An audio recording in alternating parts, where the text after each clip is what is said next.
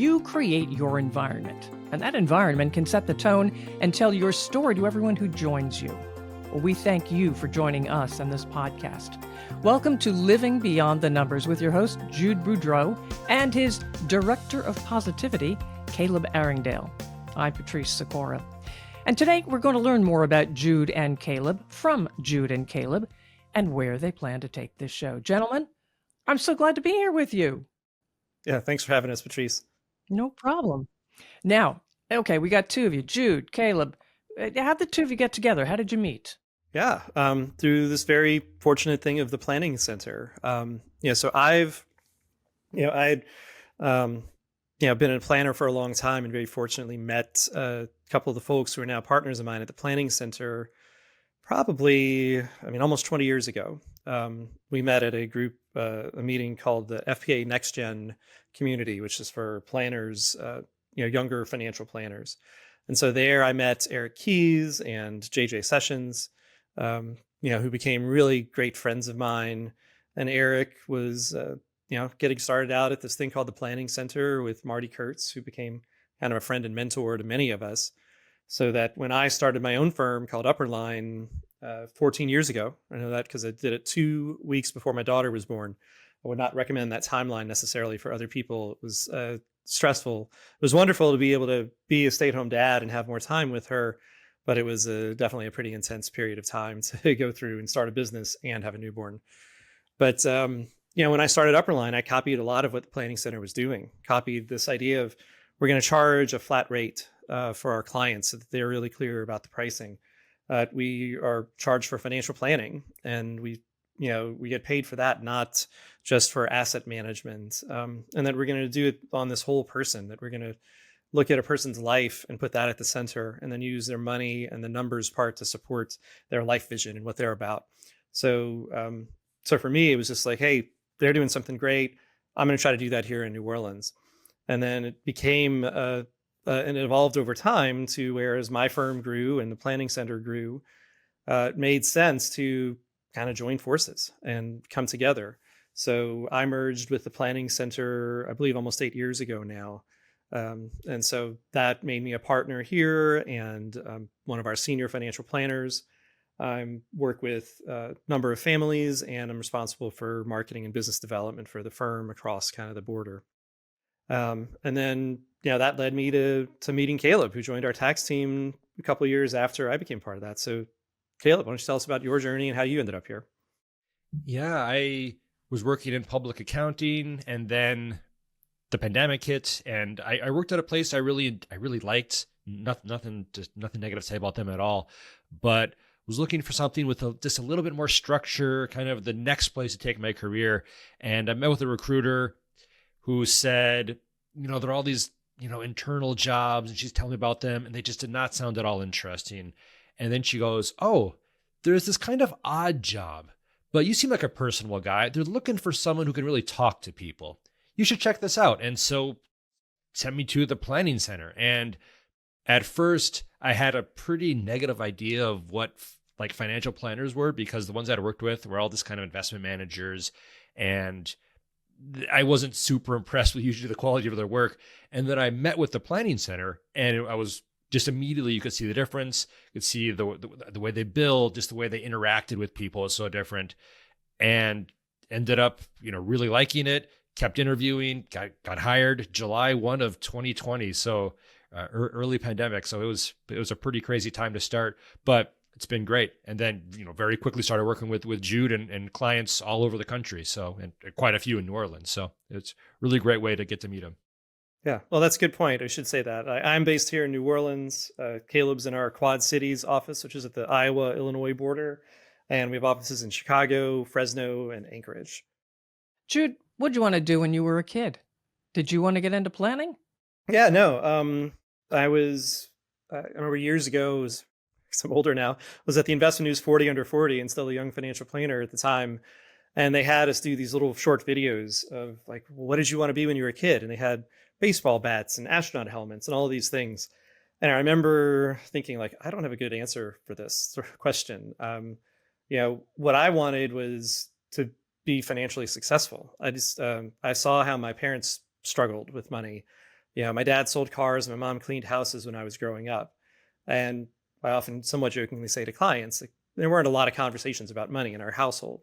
If there was enough money and things were going okay, they just didn't talk about it. If things were difficult and stressful, you could feel it and they'd kind of argue about it. But there was not, not like a real framework for talking about that. And I often wondered, what would it have been like if somebody had helped them early on in their life to help make some financial choices that might have been able to set them on a different trajectory. I was just this kid who growing up loved information and reading. And, I grew up in a little town down the bayou here, as we would say, in New Orleans. I jokingly refer to the place I grew up as not the end of the world, but you can see it. It's about an hour's drive south of New Orleans. So it's ways down there. And it's a lovely family first community. And I have wonderful memories of growing up there. But my dad loved fishing and the outdoors, and I didn't. I wasn't that kid. I'd bring my books and we'd sit in the boat. So we'd go fishing and I would read while we were out there. And, just wanted to find a way to do something and be in a different situation when I got older. I thought maybe that would be a lawyer, but that didn't seem that exciting after I took my first kind of classes at Loyola in New Orleans.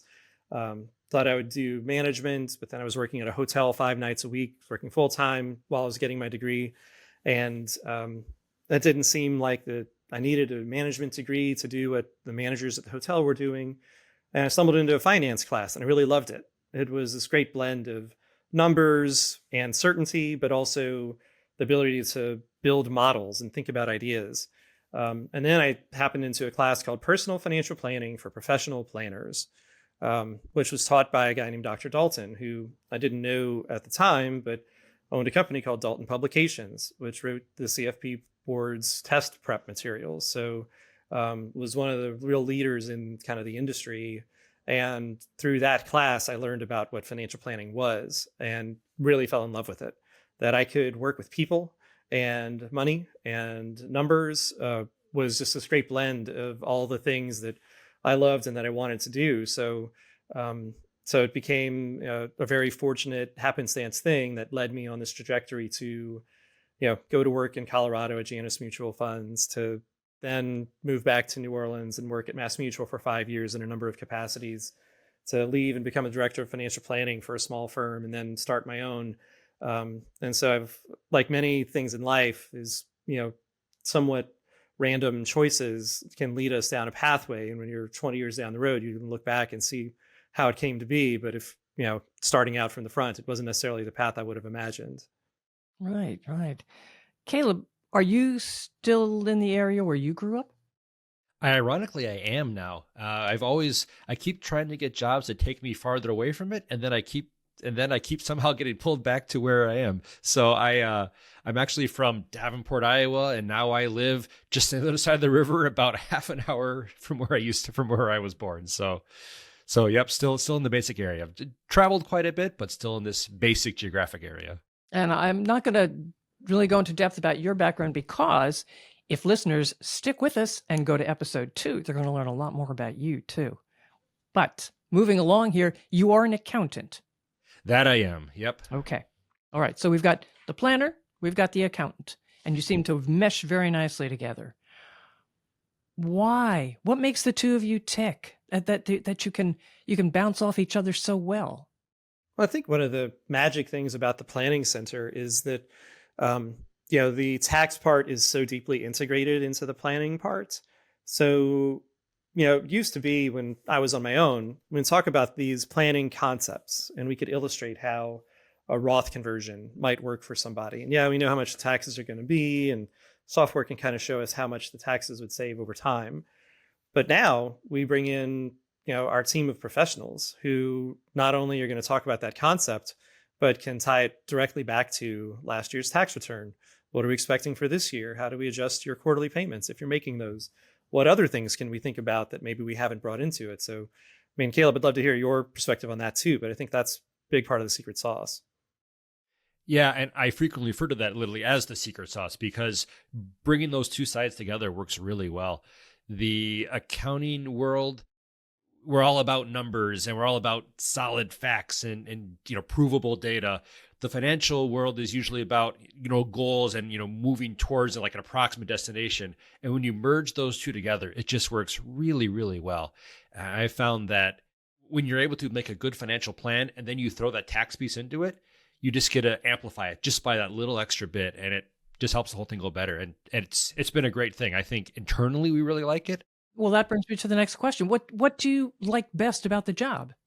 It's funny, my kids they brought this up to me the other night about, like, well, you love what you do. And so it was like, and like, it was some kind of like bad thing. And it was like, yeah, but like, it's still work. Like they still pay me to show up here, but I love every day getting to come in and work with people, that it's the clients that I love. And I often say it's not, if you love the numbers and the money parts, there's plenty of jobs for you in this industry. You go be an analyst and work at a mutual fund or do lots of things. But, for me, it's the families that we get to work with because, we get to plan with them for these really incredible things that they're working towards. We are often one of the first phone calls when something really tough happens too. I had a couple of clients pass away last year, and I know that, their surviving spouses contacted us a couple of days afterwards, and to let us know the news and to, thankfully for those folks, it's because they knew too, we have a plan in place. And so there's somebody who's there looking out for stuff for us that's going to help navigate us through this part when my world changed really unexpectedly. And so I'm forever grateful that we get to play this special role within clients' lives and help kind of navigate these big important moments for them. Caleb? Again, it's absolutely the people. From my background in accounting, you don't get to talk to that many people frequently, especially as, a junior accountant. You're really just in the back crunching numbers, and you work your way up and you get a little more interaction, but you're really never talking with people a lot or helping people make like a positive difference in their lives. And it's totally different. We get to work with people all the time, and you get to see how the recommendations you're giving positively impact them. And that's just amazing to see when you see someone who's able to grow a business or get out of debt or move by their dream house. We had a client who pulled up in his Corvette and was like, "Thank you guys. I wanted to bring it by to show you because this never would have happened without you guys." Because that was one of his goals, and we helped him make it happen. So seeing that makes this job great. Jude, was there one defining moment in your life to get you to this point? I guess if I were to think about one thing, I feel like there's a lot of things that kind of touch on, but there was, there's this exercise that I often use with clients. You can find it on the internet. It's George Kinder's 3 questions. Maybe we can put a link in the show notes to it. The 3 questions in very brief are: if you had enough money for the rest of your life, what would you do? If you had 5 years to live, what would you change? And if you had 24 hours to live, what would you miss? We're in kind of an emotionally intense place to have a conversation with client, but I think it's another illustration of what the personal nature of what we do and why it's so important. But I had never encountered those questions before being at one of these next gen conferences. And Susan Galvin, who was the co-author of this book with George Kinder, was there and presented and gave these questions. And so I bought a copy of her book and I read the whole thing on the airplane on the way back to New Orleans. And Karen, it was like 12 or 1 when I got home finally, and it was like, woke her up. I was like, "We need to talk about these." And she's like, "Can we talk about them tomorrow? Like, this is I want to have this conversation, but not right now." But I was so juiced up about it. And if I look back at that, I can very much see how it laid the foundation for the life that we built together. What came out of that was, if we're, going to have a family, she wanted to own a place. We like to travel, so we wanted to own a condo and not a home. So we have flexibility for that. We wanted a 2-bedroom, 2-bath condo with a pool on or near the parade route in New Orleans. And that's where we've lived now for 18 years. And we've renovated it completely, and now it has 3 bedrooms for our 2 kids. And, but if I look back at that, and I often say, like, if I look at my life, like, all of the good things I have come because of Karen and her involvement in it. Like, the ability to start Upper Line, our kids, the conversations we've had that led us to this, the support that she provides, like that she believed in me at times at the beginning that I didn't believe in myself. Like, so that for me has always been, I can definitely point back to that one thing. And if I were to ask you to define success, I think I might hear the name Karen. Yes, absolutely. And unfortunate for my wife that it's become a bit of a meme these days, which she will point out the Central Park person, her name was Amy, and Amy is her sister's name. So they should be Amy's and not Karen's, perhaps. But no, every good thing I have in my life comes from the Karen and her love and belief in me. And one fortunate thing about my role in this business has been just seeing other people and what they've done in their lives, the choices they've made and they felt good about, and choices they made and perhaps regretted. And there's a quote, I can't think of who said it, but basically that so often men achieve success long after the reason they sought it has passed. And so I'm fortunate that, I've built that with her and that I haven't lost sight of that. So, keeping focus on that and, what it is you're trying to do and build was not about having more money, but it was about having a way for us to see the world together and be together. So I'm super fortunate and grateful to have that. Oh, Caleb, I was going to ask you the same question. You want to try and attempt something to top that? Absolutely not. So my wife's name is Karem, Karem. So just this much different from a Karen. But no, obviously I'll shout out that she's obviously been a huge amount of my success is totally owed to her. But as far as like a life-changing moment, a moment that pushed me towards this, I don't think there's a single moment that did it. It's a series of choices. It's the small choices we make that when looking back, we may not realize it, but this slowly pushing you in a certain direction. And thankfully those choices have, led me here. So pretty happy about it. Is there one common myth you'd like to debunk about your industry? Jude, let's start with you. I don't know if I have a really solid answer for this one. It's that, so much of the way many people enter our industry is sales driven because they are, literally agents. Meaning they represent and legally are responsible to a company, not necessarily to the client. And so, I think the myth is that everybody is kind of wired that way. I think many of us has ended up in fee only firms that, work as fiduciaries for our clients. Meaning legally we're required to act in our client's best interest. I think it's the single most important question that anybody can ask if they're thinking about hiring a planner is, will you accept fiduciary responsibility for us? Because it's not a sometime thing. Like doing the right thing is all the time thing.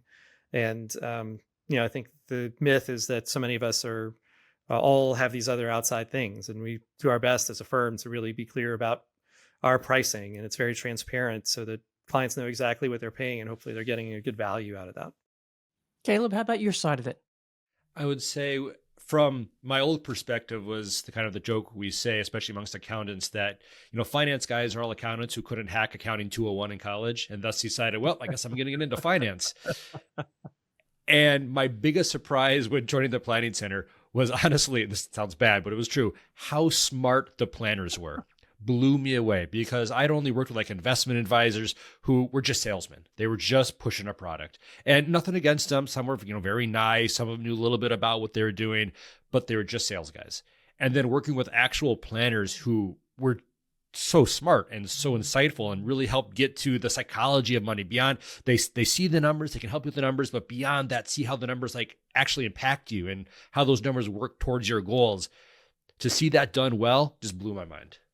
Just elaborate on that a little, because I think that, one of the things I'd written down in preparing for this episode was like, do what we do at the planning center. You have to love people. And if I look at the team as we've grown, we're about 30 employees now. They're all people who really care about our clients and who love people. And something else we've talked about is that you probably need to be pretty sharp because it's everybody on the team is sharp and great at what they do. So you're going to be pushed to be great, and so it's an exciting place to come and be because people are going to be smart and competitive, but in a caring way. Yeah, it can be an intellectually intimidating place for sure. When I first started, coming from other firms, I was usually kind of like the smart guy. Like, I'm a nerd, I'm a geek from way back. That was expected almost. But then coming here, the amount of brain power is truly impressive, and it can be definitely a bit intimidating at the beginning. All right, this next series of questions, Caleb, you're out of it because you get to answer them in episode 2.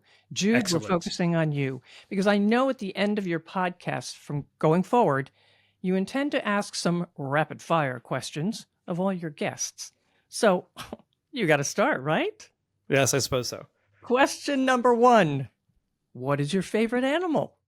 It's penguin, and everybody tangentially associated with me will know that. It's a big thing in my life. I'm kind of disappointed with how popular penguins have become over the last number of years. It used to be a fringe thing, but through the March of the Penguins and Happy Feet and all of that stuff, they've become much more popular. But there's a shelf full of penguins at the office here in New Orleans if you ever come by. All right. What item is always worth spending more money on? My answer would be, I think in general, it's like travel, but in extending your trip or having a unique experience while you're somewhere. To not necessarily to spend more on a hotel. And as I'm a planner, so I talk to people about their money choices all the time. I often say, like, I really don't care what you spend your money on. I care that you know where it is and that you made a conscious choice about it. And so for us, it's not about having a nice hotel room. When I met Karen, she worked at the Ritz-Carlton, and we can enjoy a nice hotel room. But for us, it's more about, I'd rather spend half as much and stay somewhere twice as long. So we're trying very hard to balance our needs and our budget and spending on that. And so I think it's always worth spending money on extending the travel or on having that peak experience while you're there. Occasionally I'll see clients they'll think, oh, well, this trip cost a lot of money, and so I'm not going to go do this one big thing or this one splurge. Chances are that splurge is, there's a quote about, we don't remember days, we remember moments. And having those moments in life is something I'm a big believer in trying to create and trying to foster. Often feel like I'm a memory collector. Like that's what my job as dad is, to create memory environments for kids. And so that one special thing, that's what I want to do. That's very worth spending money on those things so that you have those peak experiences and that you get those things that you get to remember and talk about for years after. Well, that moves nicely into the next question here. If you had to buy happiness, what would it be? These answers will change over time, but I'll say, like, for today, like, or just where we've been the last month or so, would be honestly like just like a nice meal where we could sit and talk, the four of us. It's been very hectic with my growing children and sports and work travel for me at times. And so having one nice meal where we could sit down together and just talk would be what I would spend it on right now. And summer's coming up for us. We do these long road trips in the summer, so we'll get a lot of that soon, but probably not a whole lot over the last 3 weeks, and probably not a whole lot for the next 3 weeks either. All right. Fair enough. Yeah. And then as we wrap this up, I want to ask you both, what is one key takeaway you want listeners to get from this podcast? Yeah, Caleb, why don't you go on that one? A takeaway, it's actually something I heard not that long ago that really stuck with me, was prioritize later. And I thought that was such a good way to think about all sorts of things, right? Prioritize later means eat healthy now, so in several years, you'll still feel good. Exercise now, develop friendships now, do all these things now so that later on you will be happier, healthier, better suited for life in general. I think that's the exact idea in financial planning as well. Make good decisions now so that later you can have a life that you also continue to enjoy. So prioritize later is the thing I'm thinking about. All right. Jude? Mine is about, people often ask about like the firm and so many things. And I think what I think about the Planning Center and what we do is that we are good people serving good people who have complicated problems. And so, often the people we work with are really bright, they're advanced in their careers, they've accomplished a lot of things, but life gets complex pretty fast. And there's a lot of different moving parts and things that can, go on within a financial life, much less a personal life. And so, regardless of their account balance, the people that we work with are good people. They care about their families and their communities, and they want to do good things and encourage growth in those. And we are good people that get to serve those folks who have these complicated problems. So it's my favorite thing about what we do every day. And Jude, as we wrap this up, how can listeners reach you? Yeah, I really appreciate you joining us for the podcast. I hope you find things here that will help you grow in your financial life, to maybe help you think about your relationship with money in a slightly different way. So you can find the episodes at theplanningscenter.com/pod. You can reach me at jude@theplanningscenter.com or caleb@theplanningscenter.com. Otherwise, the website is kind of our core for all of our information about us and the firm. So thanks so much for listening, and we really appreciate it, and hope you'll join us for a future episode. And of course, make sure you follow, subscribe, like this episode, this podcast in general, and that way you're going to be sure to know when a new episode is ready for you too, and share with others. Thanks for being with us.